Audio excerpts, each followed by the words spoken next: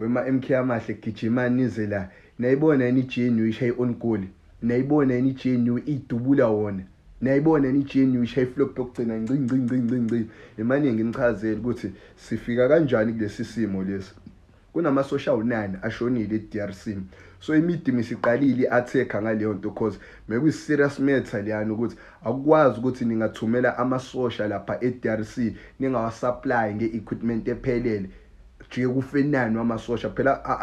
akuzoni intuthane lezi ezifile abantu abondla imndeni ingane zabantu lezi ezishone lapha into efana nento yaseMarikana so imidimi siqala kuyiattack leyanto lana ngenxa yokuthi lo wakhishwe ejele kwashawa idile naye kwathunyelwa intatheli ukuthi ayihambe zom-interview nangoku eseqamba amange sethi uJacob Zuma uyazi ngokushona kwaChris Hani uyabo leyo nto le and kuyazi ukuthi South Africa yonkani iinterested ngokwazi ukuthi kwenzakalani kuChris Hani so lo njobe sethi uJacob Zuma uyena owavakashela uChris Hani ngosuku lakhe ashona ngalo uZuma wadayisa uChris Hani so sonke South Africa isona story esi-interested ukusilalela manje sesiyibluthikile leya lama social 9 ukhalale nje wabulalisile lapha eDRC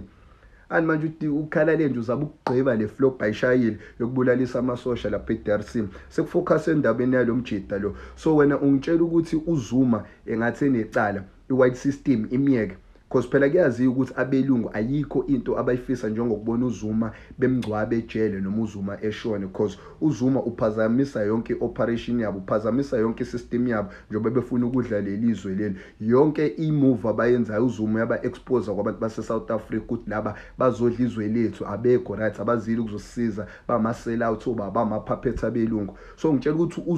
uZuma mhla wenza icala ngeke bamiyeke uyobolela ejele so sonke lesi sikhathi lesi lo hlele ejele uhleli nemfihlo engaka musana ukubhayiza nama MK amahle asingayilahli MK yabo njengoba benza lento le bakhombisa khona ukuthi MK bayisaba and 2026 next year and bayabona ukuthi